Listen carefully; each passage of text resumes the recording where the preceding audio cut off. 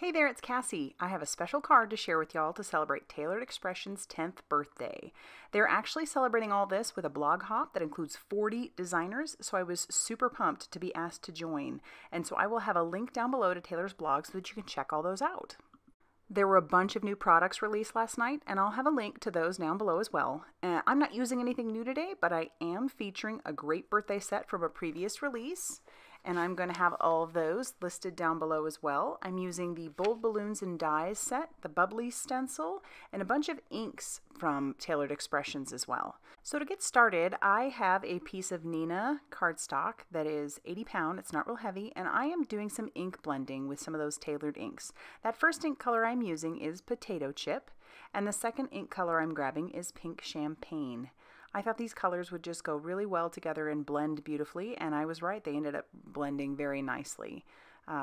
Taylor's inks are just great. They're premium inks, and you can tell by the way they stamp out really nicely, which you'll see later, and by the way they blend as well. So while I'm blending, I'm going to talk a little bit about how I came to know Tailored Expressions. I've actually been a customer of Taylor's, or been a fan of hers, and the stamps pretty much since the beginning. It all started with one of her original line of stamps featuring Cuppy the Cupcake. She had Cuppy in all kinds of scenarios, and a lot of great stamps came out of that line. Lot of great ones. So actually in March of 2013, I joined her monthly card kit design team, which evolved into her release team, but now I'm no longer with them for a design team perspective, but I will always be a fan. Love them. And now I'm using another color, and this color is called Lavender Glaze. So I'm just blending those out like you would any other blending, and I just keep going back and forth. And eventually then when it dries out, or dries down a little bit, those colors, they're very subtle and very pretty. So for my next step, I have grabbed the Bubbly stencil, and I have put that over the top of my ink blended background. And I'm just taping everything down with a little bit of washi tape to make sure everything stays where it's supposed to. And now with a palette knife, I am going to take some of that Nuvo Glimmer Paste in the color Moonstone, and I'm going to just spread that all over, almost like buttering some toast, because everything for me goes back to food. So I'm just spreading that all over, and when I have a good coverage all over with that glitter paste, I will immediately take that stencil and I will wash it off, because you don't want this glitter paste drying to your stencils. So next comes the stamping, and I am going to be using, like I said, the Bold Balloons stamp set, and I'm just kind of rubbing that down to make sure it's good and conditioned. And I will take that first color, which is the Potato Chip color, and I'm going to stamp that. Then I will clean off my stamp, and leaving everything where it is, I am going to add a little shading with the next darkest color, which in this case is Pineapple. And I'm just kind of picking one side where I want light to come from, and I am going to just all over the edge, just dab that pineapple color all along the edge. And so that it's not such a stark line, I will take my rag and I will kind of blot that back just so it's not as stark. And voila! Isn't that cool? So I will clean that off, and I will move on to the next stamp, which in this case is going to be the Star Balloon. And I am going to use the colors Pink Champagne and Guava on this one, and I will do the exact same thing. So I'll just stamp that out, clean it off, and then ink up that side again using the Guava ink, a little bit darker ink.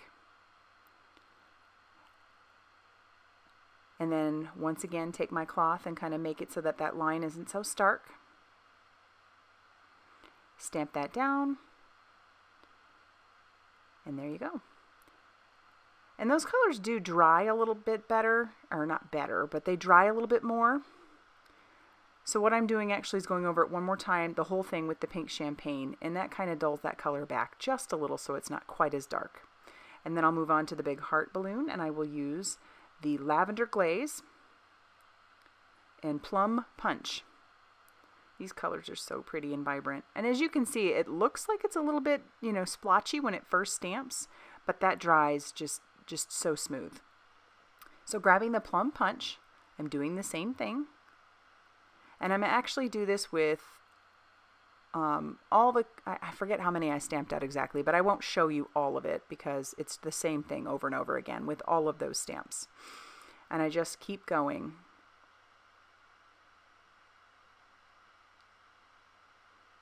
And then I will ink over that one more time with that lavender glaze. So now once I'm done stamping them all out, I will line up their matching dies and I will tack that down with a little bit of micro pour tape. And then I will run those through my Sizzix Sidekick. And I won't bore you with all of that either because I did stamp out, I think, one of every color for sure, or at least I think 2 of every color.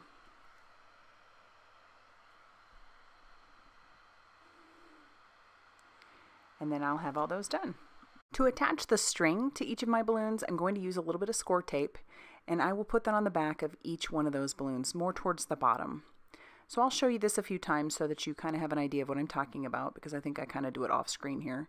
So I'll take that string and I start on the back, and then I wind it around the end of the balloon 3 times, and then I wind it back up, and then I wind it right back down again so that it looks like it's coming out from behind. And to make sure that's tacked down, I'll even use a little bit of foam tape so that that string isn't going anywhere. And then I just get them all ready to go, basically. And after I have a couple of them ready to go, then I'll start slightly adhering them. So I'll show you again with this yellow balloon, this yellow star.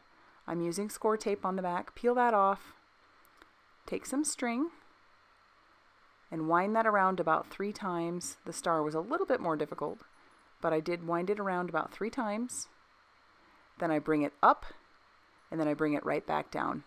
I've done this before. It's just an easy way to make it look like your balloons have string tied to them, because technically they do. But without having to tie a knot, which is kind of nice.